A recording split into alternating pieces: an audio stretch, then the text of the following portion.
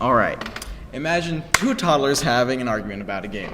Each one thinks their rules are the correct rules for the game. They start slap fighting. No one actually gets hurt, but it's a pretty scary sight. Imagine these two toddlers are the most powerful countries in the world, the United States and the USSR. The game is the world and their rules on how they think the world should be run. Congratulations, you now have a full understanding of the Cold War. I'm Nick Logalbo, and this is Crash Course.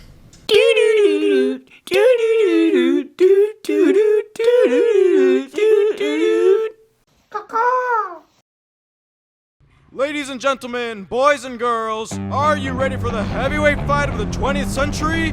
Then let's get ready for politics! In the blue corner, standing at a height of 5'7" and the weight of freedom, we have America!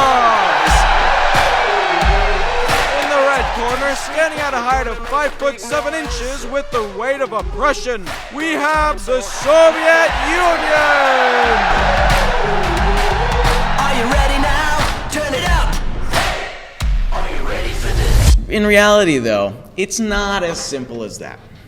It mainly started with the Berlin Airlift, round one, from 1948 to 1949. Now, the Cold War actually really started after the ending of World War II, when Germany was split into West Germany and East Germany. East Germany was occupied by the USSR, and West Germany was occupied by the United States and Great Britain. Since the United States and Great Britain owned part of West Berlin, they needed to get supplies in, so they created the Berlin Airlift, where planes would come in and drop supplies into Berlin and then leave again. It ended in 1949 because the USSR eventually opened up East Berlin to supplies again. The winner of round one would be the United States with the Berlin Airlift.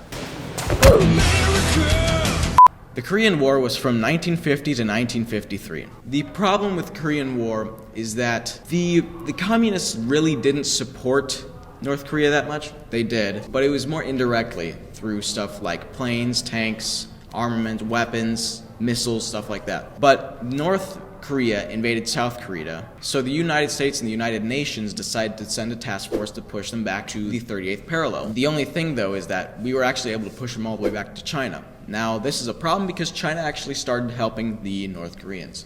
So they pushed them back to the 38th parallel, where it stood. This could be considered a tie for both the United States and USSR, since no real ground was made up on either side.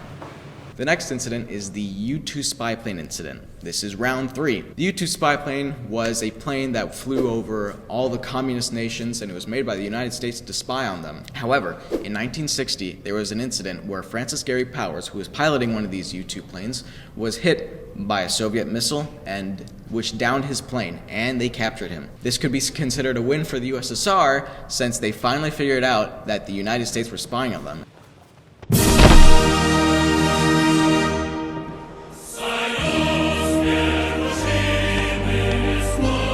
The next major event is the Vietnam War, which could be considered round four.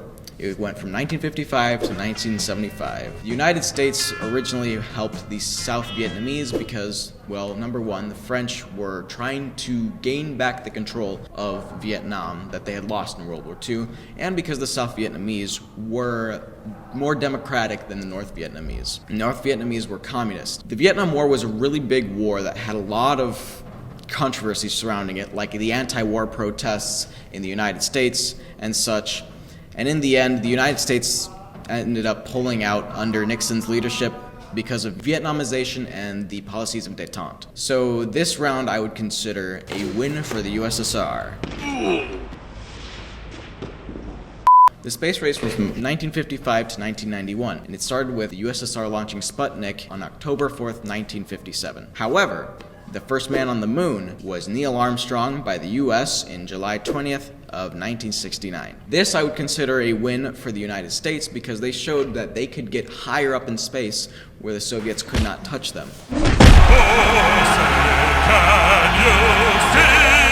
Next is the Cuban Missile Crisis, which happened in 1962. The essence is that Russia helped Cuba by sending nuclear warheads to Cuba so that they could make missiles to attack the US if anything were to go wrong. This is a little complicated here because the US also had missiles stationed in Turkey. So the compromise ended up being that Russia would remove their missiles from Cuba as long as the US removed their missiles from Turkey, as well as promised never to invade Cuba. I would consider this a success for the US, so the US win this round. Last thing we want to talk about here is the Bay of Pigs invasion, which was a US-backed invasion of Cuba by Cuban militants. However, the militant force was immediately destroyed by the Cuban defense systems. I would consider this a win by the Russians. The Russians win round 5.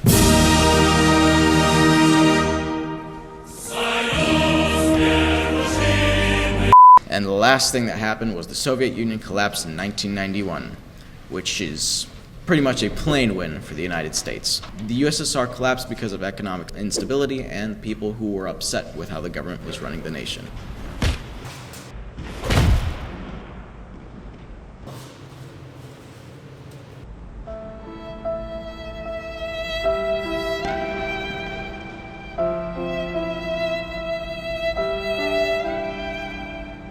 And I'm proud to be an American, where at least I know I'm free.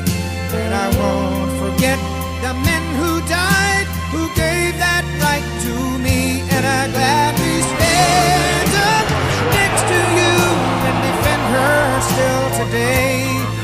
'Cause there ain't no doubt I love this